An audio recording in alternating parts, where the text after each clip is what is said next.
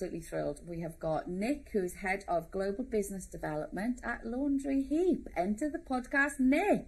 Hello. Hello, how are you doing? Doing very well, yes. Second day of show, so Yes. tiny bit tired, but all Yes. very good. Yes. And you've got the little bike downstairs as well. We've got our EAV vehicle, yes, Yeah. little bike down there, so that's getting a lot of interest. A few people are sitting on it and getting Instagram shots for it, so it's good. Yeah.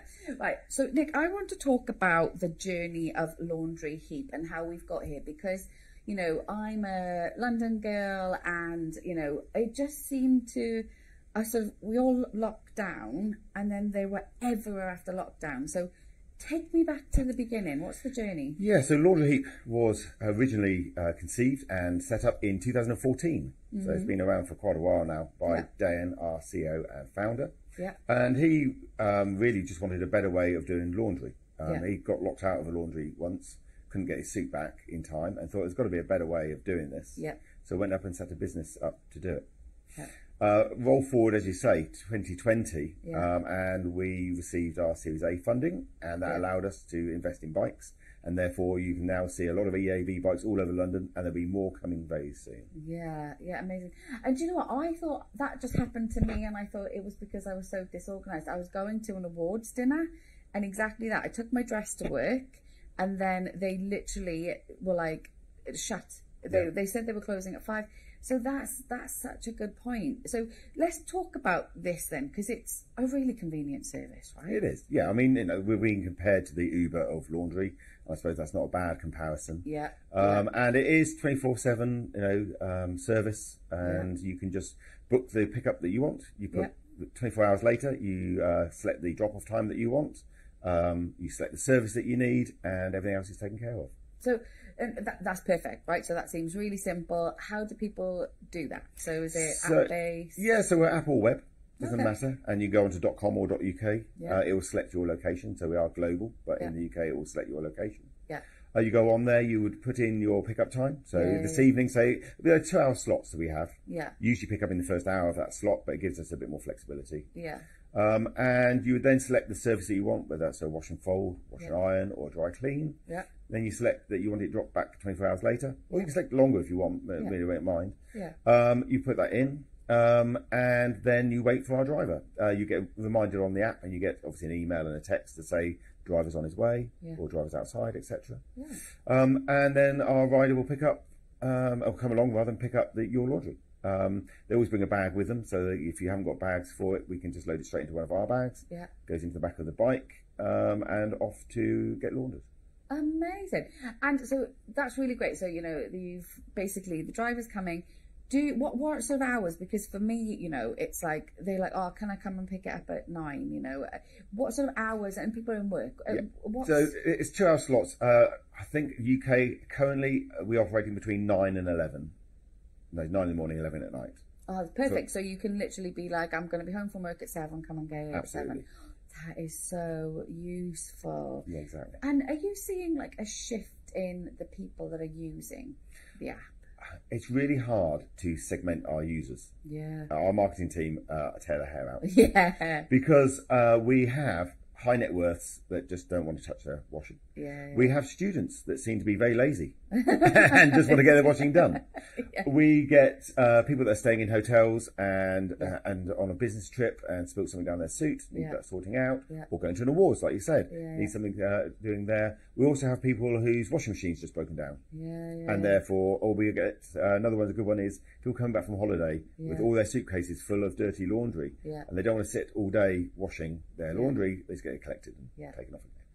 But I also think, and you know, you're here at the Clean and Tidy Home Show, and you know, the wonderful community we've got here that are all about sustainability and the circular economy and taking better care of your clothes to last longer. And do you think that's becoming more important as well? It is, and that's one of the reasons why we have the EAV bikes to reduce our carbon footprint. We also use major commercial facilities for all of our cleaning, which are very eco-friendly machines that they use. They also use or recycle all the sort of detergents and chemicals that they use. So really reducing their sort of environmental impact. And we're very big on water recycling as well within our facilities. So we work very closely with them to be as green as possible.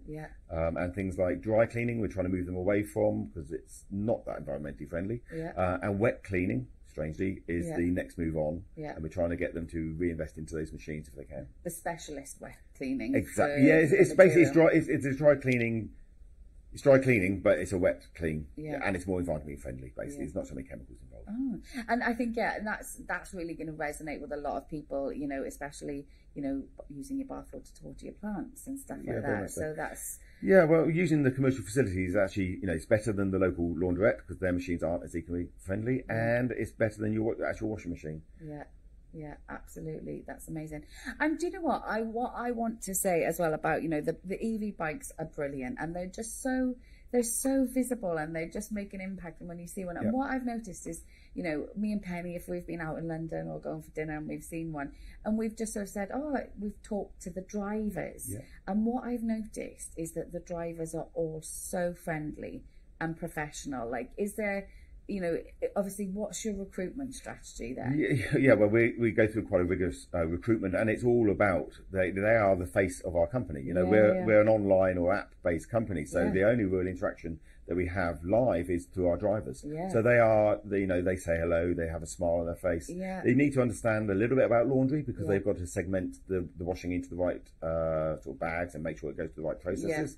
They are our ambassadors, absolutely. And so we make sure that we've got friendly drivers out there.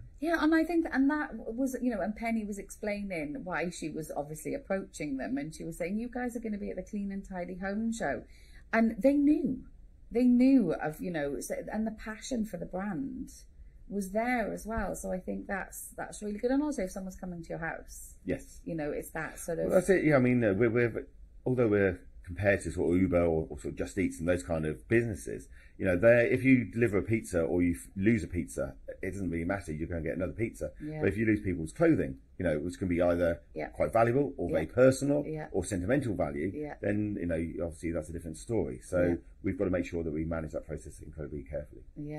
And what sort of key sort of things do you have in that process? So we have a huge team that manage our facilities that we work with. We have a huge customer care team as well to keep in contact with all our customers as well. So everything's tracked all the way through. Good to hear. And what I also liked about you guys is that, so it's convenient, right? So at point I need to get this dry cleaned, and I can't do it myself. So there's the convenience. It's really easy to absolutely, book it. And you don't have to walk down the street with a big bag of laundry or with 2 duvets to go and get washed. You can just wait in your house and wait for it to be picked up. Amazing. But then it's the turnaround time. So 24 hours in the UK is our guarantee. So fantastic service. Amazing. And what's the weirdest thing that you've ever seen dry cleaned? Any stories? I don't know what the weirdest thing is. When we do collect a lot of things, I suppose it's more the weirdest stains we've seen, maybe, but perhaps we won't go into that. And is it just clothing? Because, like, for example, I have a love for vintage furniture, and I've restored a Parker Knowles vintage chair. So looking to diversify, or not to that degree. So we are keeping very much to our strengths, which is laundry and dry cleaning. But a good bedfellow of that is shoe repair and shoe cleaning. So in Dubai we offer trainer cleaning currently. And we are looking to trial that in central London shortly. Oh, amazing. And that'll be full shoe repair and also 3 grades of trainer cleaning. But that's a 72-hour turnaround, or will be a 72-hour turnaround on that service. And that's the same, you would come and collect the shoes? We come and collect the shoes, we take them away, and it's a really high-class finish as well on the shoe repair, and then returned, or cleaned on trainers as well. So if you've got an expensive pair of trainers that you want to keep in tip-top condition, then we'll be able to help with that. Oh, nice. And so what's next for Laundry Heap in the UK then? So that you've got the shoe, where do you go? So we're currently London, Manchester, Birmingham and Coventry as our sort of areas of service. So we will look to expand those and London. I mean, when I say London, it goes out as far as Slough out west, you know, down to Gatwick in the south, St Albans in the north, sort of thing. So it's quite a large London. That will expand, so we will get a bigger and bigger coverage. So we might get down to Guildford, we might get over to sort of Reading. So those are sort of the initial plans.